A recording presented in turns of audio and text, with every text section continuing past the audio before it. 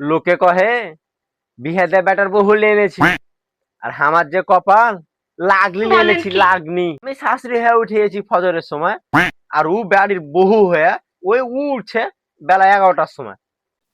কত আশা করেছেন উঠি যে বেটার বহু আসবে আর খাতির যত্ন করবে, আর নসিবে যে কি যে আছে আর কি যে হচ্ছে আমি কিছুই বুঝতে পারছি না।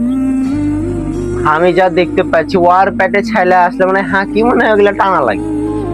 জানো জি লাকির মা, আর মেয়েটা ভালো লাগছে লাকির মা, সারাদিন শুধু শাস্তিতে জ্বালাইছে আর শুধু ডেরা কথা কইছে।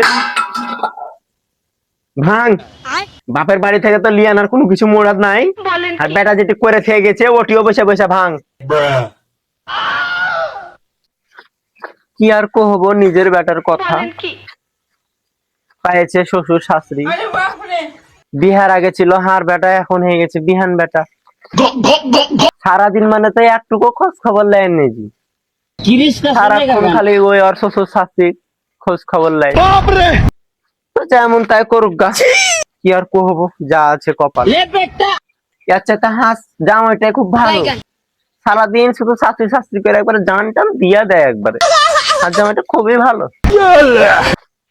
কি ব্যাপার জি, তোমার এখনো তোমার এই থালি খান্ডি মাজা হয়? हमारे यहाँ ऐसा ही होता है। আর নিন কি আল্লাহ খালি তোমার চোখে দিয়েছে, আর কাহার চোখে কি দেয়নি? কি ব্যাপার রে, বহু টাকুন গেছে এই জায়গাগুলো এরকম নোংরা হয়েছে কেন? সারাদিন মান শুধু পেয়েছে একবারে beauty face wash, beauty beauty রূপচর্চা পেয়ে লিয়েছে একবারে। যেগুলা আমার পছন্দ লাগে ওগুলাই করে বেরবে আমার চোখের সামনে। আসছে একবারে নবাবের বেটি।